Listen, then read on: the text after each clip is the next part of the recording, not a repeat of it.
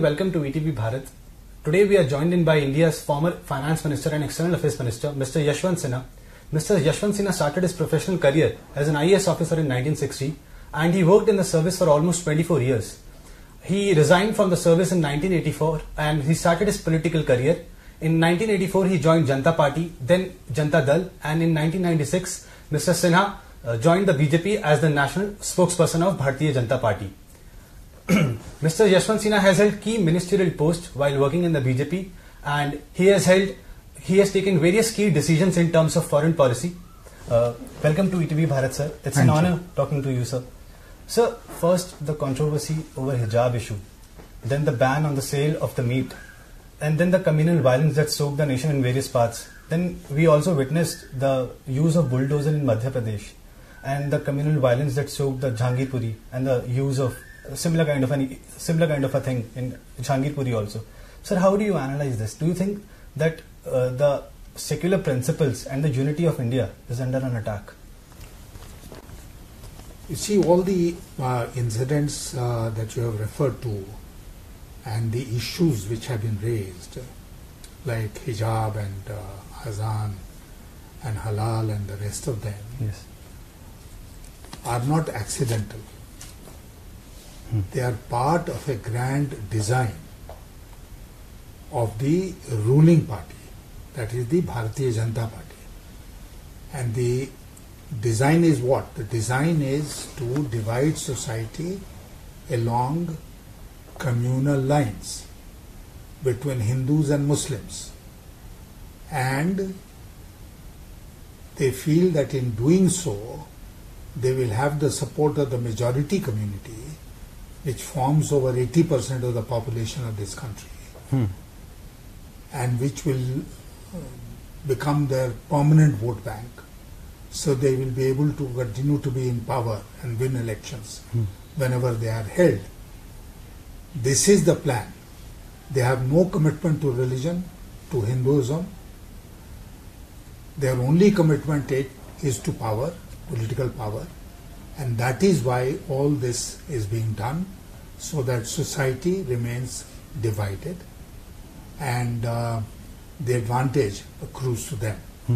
So you refer to the term 80%. Even a few months back before the elections, CM Yogi also referred to this term that this elections would be between 80% and 20%.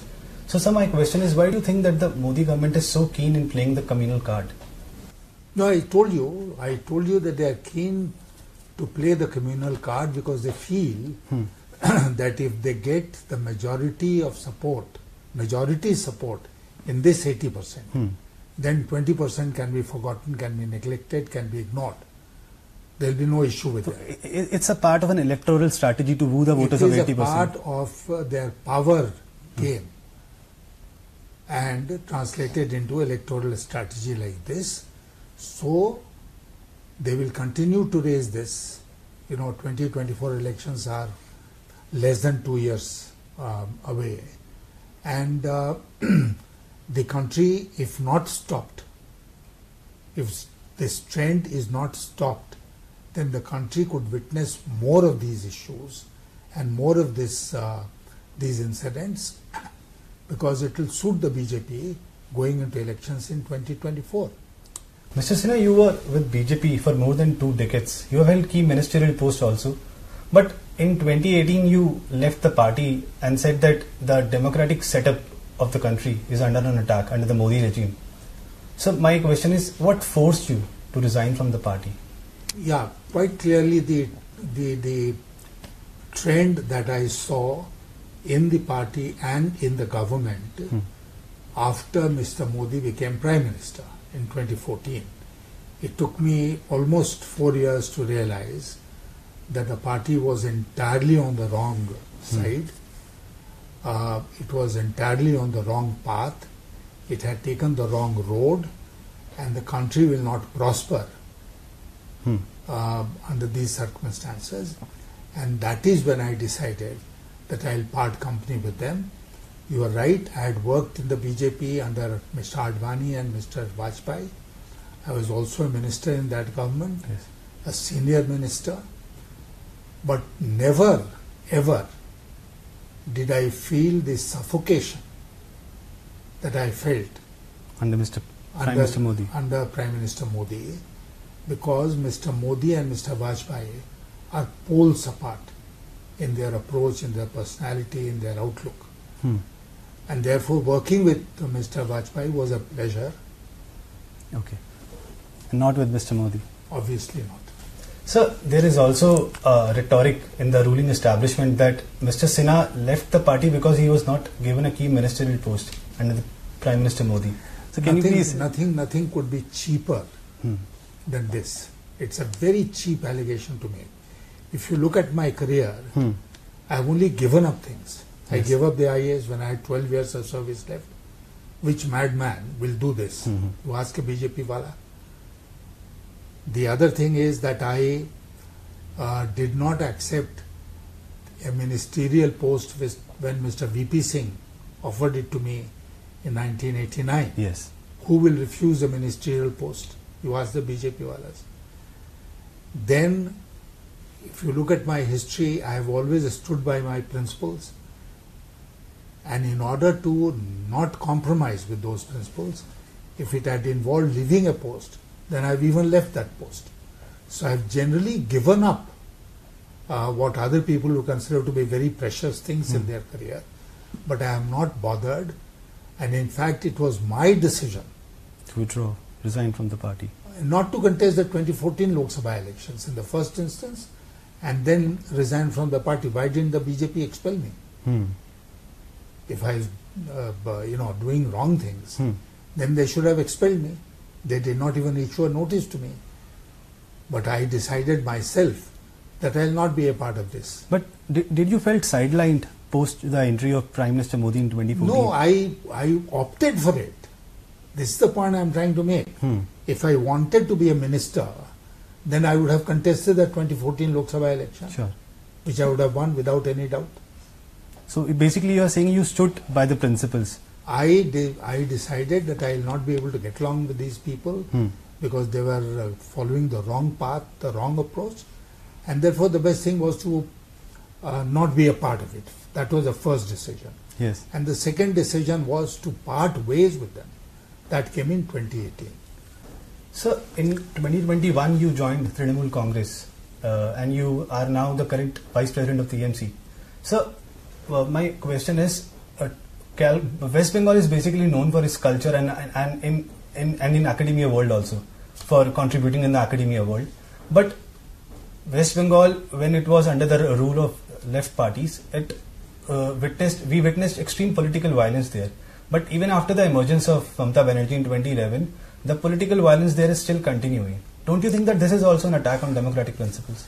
You compare the political violence, so-called political violence which has taken place in Bengal with the political violence which has taken place in Uttar Pradesh or maybe any other state. In Bihar also. In Bihar also. And you will find that the West Bengal incidents, unfortunate they are, have been publicized so much that the popular impression is that West Bengal is a very unsettled state. There is a lot of political violence in that state.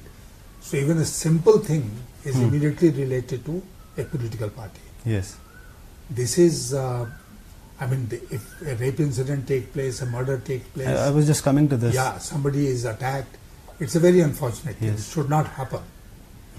But it is also unfortunate, equally unfortunate, that if this happens in one state, then you make much of it. Yes. If it happens in another state, then you keep quiet about it. So, but Mamata Banerjee is a very big leader, but she gave a very controversial statement on that rape incident. So, don't you think that it's in a way undermining the sentiments of the kins of the victim? No, we don't know the facts.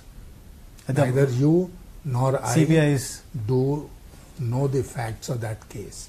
So therefore, it will be, we should not come to hurried conclusion, either about what incident took place or about the comment that...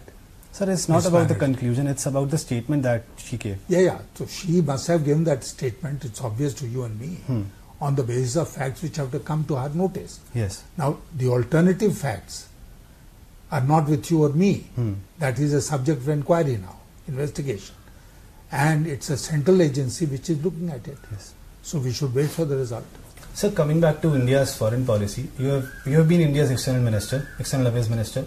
So how do you analyze the current India's foreign policy in the backdrop of Russia-Ukraine crisis? Are we on the right side of history? We are not on the right side of history, unfortunately, because the Russia-Ukraine crisis has raised a very big moral issue in international politics. Now, I know that politics is conducted on the basis of national interest, on the basis of reality, and moral principles have very little space in the conduct of foreign policy, though India had in its initial years set an example of moralistic foreign policy under Pandit Nehru and the other prime ministers. But there are occasions where you can't give a complete go-by to moral principles. I think Russia-Ukraine is one such event where you can't completely ignore the moral principles involved, and therefore what should India have done? One, I am not saying that we should have broken off with Russia.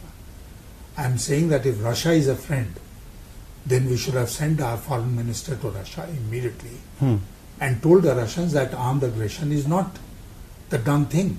But we are in contact with both Russia and Ukraine. Even Sergei Lavrov, who is the foreign minister of Russia, came much later. He yes, came much later. Yes. I am talking of the initial phase. I am talking of the initial phase. Russian troops went into Ukraine.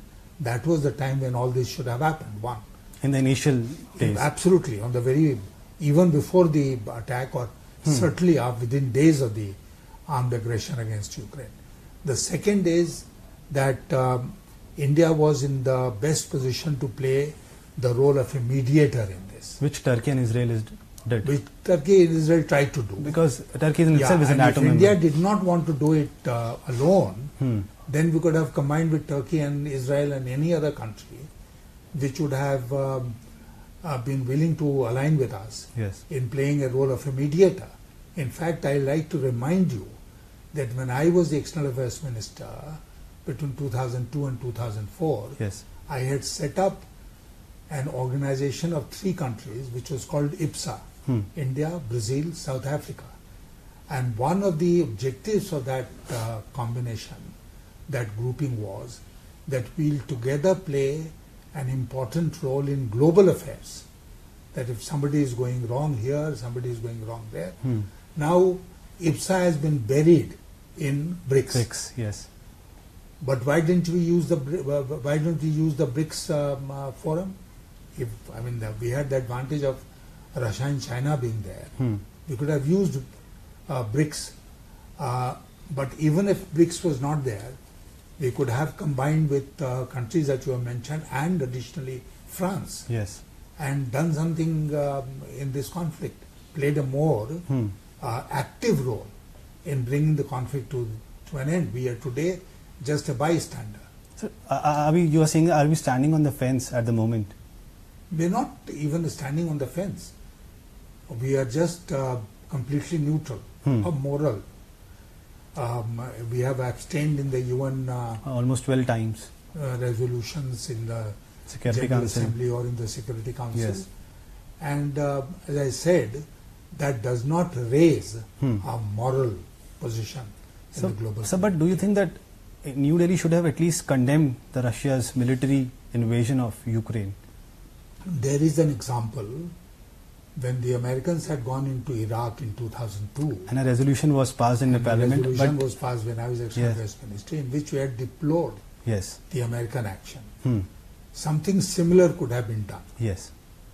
We should have deplored the Russian action. So, and then played the role of a mediator. Sir, since then a flurry of foreign delegation has been arriving to New Delhi, and today Boris Johnson is in New Delhi. Even European Union President will be in New Delhi, and within a couple of weeks Mr. Modi will go to France and Germany and to Denmark. So do you think that this crisis, this agenda would top the talks? Of course, this is the most important current agenda as far as global politics is concerned, global situation is concerned. So it will top the agenda wherever if somebody comes here or Mr. Modi goes abroad. So in the coming days, can we expect a sudden kind of a shift in a stand? I don't know. I can't predict, because almost over 2 months we have taken a position and stuck to it. So one more question, sir. When was the last time you met Mr. PM Modi, or you had an interaction with PM Modi or with Home Minister Amit Shah? I did not have any interaction with PM, the Home Minister, Mr. Amit Shah. I had met Mr. Modi once, I think in 2014 itself. And what was the interaction like? No, it was not the first interaction between him and me. I had basically called on him to invite him to come to Hazaribagh to inaugurate the railway line, which had come to Hazaribagh largely because of my efforts.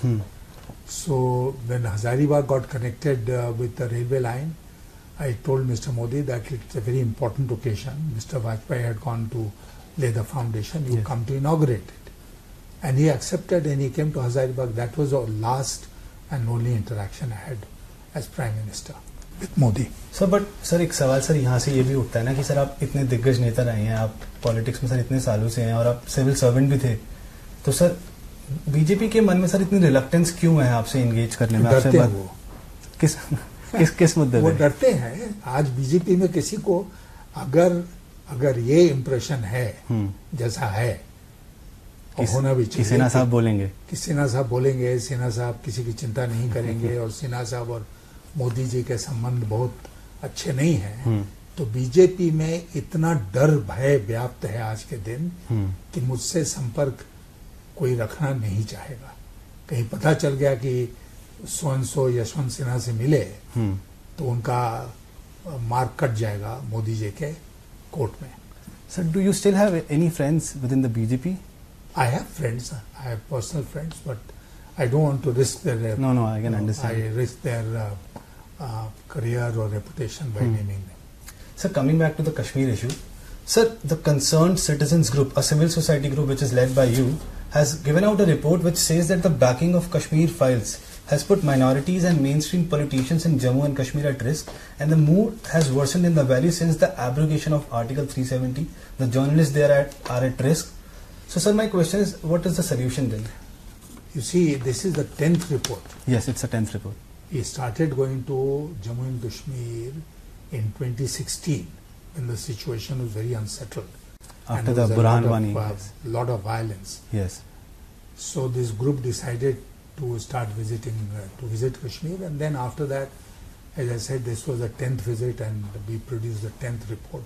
Unfortunately, in the last visit, I could not accompany them for certain reasons. But I endorsed the report, and there is a lot of misunderstanding about the situation in Kashmir in the rest of the country. Yes. The rest of the country derives its information about Kashmir, one from the government of India and the other from the Godi media. See, and they represent that whatever happened in 2019 was greatly welcomed, the abolition of Article 370 and the bifurcation of the state and reduction of that state into union territory. And the people are very happy. If you don't believe me, go and look at the number of tourists who are visiting the valley. But anyone who knows a little bit about Kashmir knows that Kashmiris also have to have food, and therefore they are not the ones who are going to stop the tourists from coming, because then their business prospers, and who would not like this to happen? But in the heart of their hearts, are they happy? No, they are deeply unhappy. They are deeply unhappy at the way the government of India has treated them, and it's not merely a few people in the higher echelons or in the government. जो आम है, जो आम जनता है कश्मीर की, वो बहुत नाराज है आज के दिन मोदी सरकार से, और वो बहुत ही डिसअपॉइंटेड है, फ्रस्ट्रेटेड है। लेकिन कश्मीर के लोगों का एक ये भी कैरेक्टर है कि वो इंतजार करते हैं कि कुछ अच्छा होगा, कुछ अच्छा हो जाए, और नहीं तो फिर कुछ करेंगे। So when was the last time you visited Kashmir? maybe about a year ago. Sir आप कहाँ गए थे कश्मीर में? हम लोग श्रीनगर गए थे और उसके पहले हम लोग जब गए तो बहुत कई जगहों में जम्मू गए, बारामूला गए, अनंतनाग गए, कई स्थानों पर गए। तो क्या सिचुएशन थी सर वहाँ पे? नहीं, वहाँ पर तो जैसे मैंने कहा कि हर बार हम देखते हैं कि inside the Kashmiri mind there is a deep resentment. अंदर अंदर बहुत गुस्सा है। Sir, couple of years back mister Modi said कि दिल की दूरी और दिल्ली की दूरी कश्मीर और दिल्ली के बीच में कम होनी चाहिए, तो वो क्या कम नहीं हो पाई है? वो कॉइन करते हैं, ये इस तरह के फ्रेजेस कॉइन करते हैं। उनको उसके अर्थ से, माने से, मीनिंग से कोई मतलब नहीं है। कहने को कह दिया, बहुत बढ़िया हेडलाइन बना कि दिल की दूरी और दिल्ली की दूरी, लेकिन उसके बाद किया क्या? उसका तो कुछ नहीं किया। Sir, post 370 abrogation you were few of the ministers who went to Kashmir. There were, I think Mr. Sitaram Yechuri was also there, Rahul Gandhi was also there, but you were forced to, you were not allowed to meet people. No, I was returned from the airport itself. Sir मतलब क्या आप sir बता सकते हैं कि क्या हुआ था? हम ये ग्रुप के साथ उतरे हैं। उन्होंने कहा कि आप इसमें से 4 लोग जा सकते हैं, आप नहीं जा सकते हैं। 4 लोग वो कौन कौन थे जो जा सकते हैं? हमारे ग्रुप के 4 और मेंबर्स थे। वजाहत हबीबुल्ला, एयर मार्शल कपिल काक, भारत भूषण जो जर्नलिस्ट हैं, and Sushobha Barve who is a social activist. तो इतने लोगों को उन्होंने कहा कि ये जा सकते हैं, लेकिन आपको नहीं। मुझे अलाउड नहीं है जाना। फिर बहुत बहस हुई। अल्टीमेटली उन्होंने एयरपोर्ट पे फिजिकली, डिप्टी कमिश्नर वहाँ के, फिर सीनियर एसपी आए, सब लोगों से बातचीत हुई, होती रही। शाम होते होते लास्ट फ्लाइट में उन्होंने जबरदस्ती हमको बिठा के भेज दिया वापस। सर, आपको इसके पीछे कोई रीजन समझ नहीं आया कि 4 लोगों को जो ग्रुप में आपके साथ थे उनको जाने दिया, बट सेलेक्टिवली आपको नहीं डर जाती है सरकारें, डर जाती हैं कभी कभी। किस बात? डर, हमसे डर गई, इवेंट से डर गई तो फिर दिमाग काम नहीं करता है और गलत कार्रवाई होती है। कि शायद आप वहां जाके ऐसी बात करेंगे और बाहर आके आप सच बोलेंगे या अपना पक्ष रखेंगे तो शायद सरकार को नुकसान होगा। सच तो हम बराबर बोलते ही हैं, और उस समय अगर मौका मिलता तो फिर बोलते हैं। हमारे ग्रुप के जो लोग गए उन्होंने आकर रिपोर्ट दिया, उसमें भी सच ही बयान किया था हम लोग। सर, बट एट प्रेजेंट अगर हम बात करें सर कश्मीर की, how do you feel the situation there for the locals? नहीं, जैसे मैंने कहा ना कि अगर आदमी केवल रोटी से संतुष्ट हो जाता कि भाई हमको रोटी मिल रही है खाने को, तो फिर कोई बात ही नहीं थी। फिर कश्मीर बहुत खुश है आज के दिन। लेकिन रोटी तो जानवर भी खाता है, आदमी को उससे ज्यादा चाहिए। वो ज्यादा जो है वो कश्मीरियों से ले लिया गया है और उनको वापस नहीं किया गया है। इस बात को लेकर उनमें रिजेंटमेंट है। सर, इसके अलावा सर आप प्राइम मिनिस्टर चंद्रशेखर जी के सर बहुत क्लोज थे, आपके काफी अच्छे रिश्ते थे सर उनके साथ। तो सर मतलब जैसे आप पुराना भी अगर हम मीडिया डिस्कोर्स उठाएं तो आप कहते हैं कि उन जैसा ह्यूमन पर्सनालिटी शायद ही कोई पैदा हुआ हो इस मुल्क में, पॉलिटिकल सर्कल्स में। तो सर ऐसा कोई आपको ऐसा लीडर लगता है कि शायद उनमें वो खूबी है चंद्रशेखर जी के बराबर की, कि उस तरीके से वो मैच करते हैं उनकी पॉपुलैरिटी को, आइडेंटिटी को? नहीं, मुझे नहीं लगता। मैंने ये चांस की बात रही कि मैंने पॉलिटिक्स चंद्रशेखर जी के साथ ही शुरू किया। एक तरह से वो मेरे राजनीतिक गुरु थे। आप उनको मार्गदर्शन मानते हैं? Political mentor, and I learned a lot from him. And the most important lesson that I learned from him was that despite political differences you could still be friends. Yes. Mrs Gandhi ने उनको 19 महीने jail में रखा था emergency में, लेकिन he had no ill will towards Mrs Indira Gandhi. और जब संजय गांधी का प्लेन गिरा था जिसमें उनका डेथ हो गया था, Chandrashekhar was the first to reach the Lohia hospital. तो सर हम कोई मतलब अगर हम कंपैरिजन करें, क्योंकि in politics we tend to compare two personalities with each other. नहीं, वो मुझे लगता है कि सही नहीं होगा। हर पर्सनालिटी अलग होती है। लेकिन सर हम चंद्रशेखर जी की ये खूबी थी। चंद्रशेखर जी को कैंसर हो गया था जी। उनके हार्ट की सर्जरी हुई थी, वो बहुत बीमार थे, वो मुश्किल से बोल सकते थे, मुश्किल से चल सकते थे। उसी समय मुझे भी कैंसर हो गया और किसी ने उनको बताया कि यशवंत सिन्हा को कैंसर हो गया है, तो वो तुरंत मेरे घर पर आए। जब उनको भी कैंसर था? उनको कैंसर था, वो हार्डली चल सकते थे, और मेरे यहाँ वो आए, उन्होंने मुझे जो भी मशवरा देना था वो सब उन्होंने दिया, सारी सहानुभूति सिंपैथी दिखाई, और वहां से वो सीधे फिर अस्पताल जा रहे थे। तो कौन करेगा ऐसा? Sir, any similarity between Chandrashekhar ji and prime minister Modi? नहीं, मैं दाढ़ी के अलावा कोई दूसरी सिमिलैरिटी नहीं देखता हूँ। सर मतलब मैं ये सवाल इसलिए पूछना चाह रहा हूँ कि इतने सालों का तजुर्बा है सर आपके पास, शायद इतने सालों का तजुर्बा शायद ही किसी पर्सनालिटी के पास हो कि इतना साल उनको रहने, संवैधानिक पोजीशन मिलने में सर वो बहुत बड़ी चीज होती है। तो सर मुद्दा यही उठता है कि पीएम मोदी सर खुद अपने आप में अब इतने बड़े पॉलिटिशियन हैं, उसके अलावा देश को लीड कर रहे हो, तो ऐसी क्या रिलक्टेंस है कि वो एक दिग्गज नेता से इंटरैक्शन नहीं चाहते? जरूरत नहीं है। अच्छा, अगर आपको ये पता चल जाए या आप अपने को कन्विंस कर लें कि दुनिया का सारा नॉलेज आप ही के पास है, सारी समझ आप ही के पास है, आपसे बेहतर कि इस चीज के बारे में कोई नहीं जानता है, आपको किसी के एडवाइस की जरूरत नहीं है, तो फिर आप क्यों एडवाइस लेंगे? यशवंत सिन्हा हो या एबीसीडी कोई भी हो। तो शायद पार्टी को जितनी जरूरत थी आपकी उतना इस्तेमाल हो गया, अब शायद अब जरूरत नहीं है। हमको भी जरूरत नहीं है उस पार्टी की, इसलिए मैंने कहा ना कि पार्टी ने हमको नहीं निकाला, आपने खुद रिजाइन किया, छोड़ दिया। सर लास्ट क्वेश्चन सर जैसे आपने स्टार्टिंग में बोला कि 2024 के चुनाव ज्यादा दूर नहीं है, तो सर पीएम मोदी के खिलाफ कौन एक टफ स्टैंड दे सकता है, उनको कंपटीशन दे सकता है अपार्ट फ्रॉम ममता बनर्जी? नहीं, कई लोग हैं जो कि देखिए बहुत सारे स्टेट्स हैं ना जहां पर कि रीजनल लीडर्स हैं, वो चीफ मिनिस्टर हैं। फॉर एग्जांपल जैसे उद्धव ठाकरे हैं महाराष्ट्र में, जैसे ये है डीएमके स्टालिन है, टीआरएस हैं, कई लोग हैं जो कि अपने अपने राज्यों में चीफ मिनिस्टर हैं, और नेशनल लेवल पे बहुत सारे लोग हैं।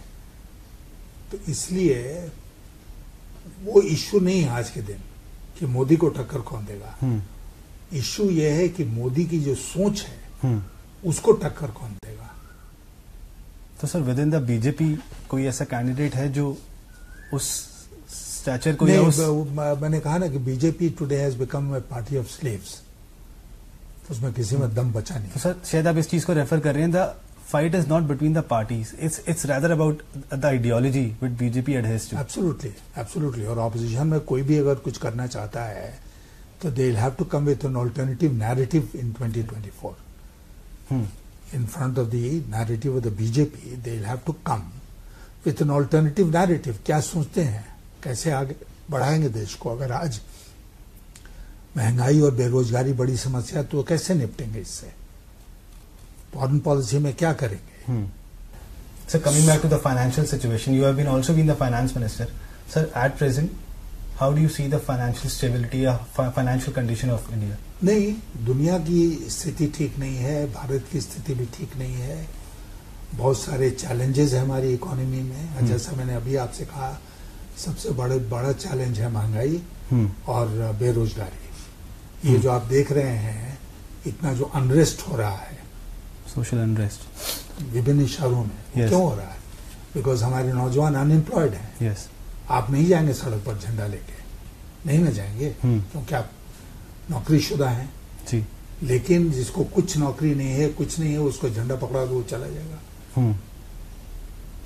तो ये जो अनरेस्ट हम देख रहे हैं आज, वो largely economic and social unrest है।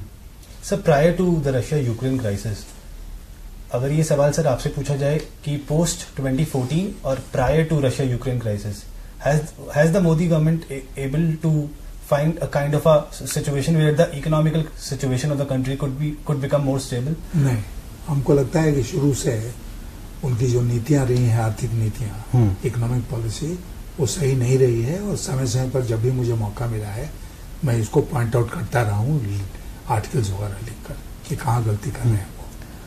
सर लास्ट क्वेश्चन सर ये है, सर 2024 के चुनाव में सर हम आपको देखेंगे अगर आप क्या कॉन्टेस्ट करेंगे? हम बहुत बुढ़े हो गए और कॉन्टेस्ट करने का भी हमारा कोई इरादा नहीं है। लेकिन मार्गदर्शक रहेंगे आप?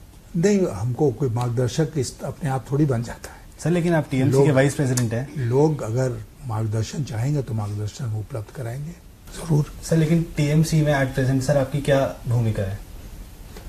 नहीं, आपने जैसे कहा हम टीएमसी के वाइस प्रेसिडेंट हैं, मीटिंग होती है उसमें जाते हैं, मशवरा देते हैं जब हमसे पूछा जाता है, तो इसलिए जो एक एक्टिव रोल है वो हम प्ले कर रहे हैं अपने ढंग से। तो सर क्या 2024 तक जिस आइडियोलॉजी की आप बात कर रहे हैं कि it's a battle between ideologies not between the parties, तो क्या 2024 में उस आइडियोलॉजी को मात दिया जा सकता है? कोशिश करेंगे कि इसको आइडियोलॉजी को मात दिया जाए और हमको लगता है कि परिस्थितियां बदलेंगी 24 आते तक। और जैसे दंगे हो रहे हैं, 6 महीने पहले कोई आपसे पूछता कि दंगे होंगे क्या, हमसे पूछता कि दंगे होंगे क्या इस तरह, तो शायद हम लोग कहते कि नहीं होंगे जी, लेकिन आज हो रहे हैं। तो इसीलिए राजनीति में the saying goes 1 week is a long time in politics. So let's wait and see. Thank you so much, Mr. Sinha. It was a pleasure talking to you. Thank you.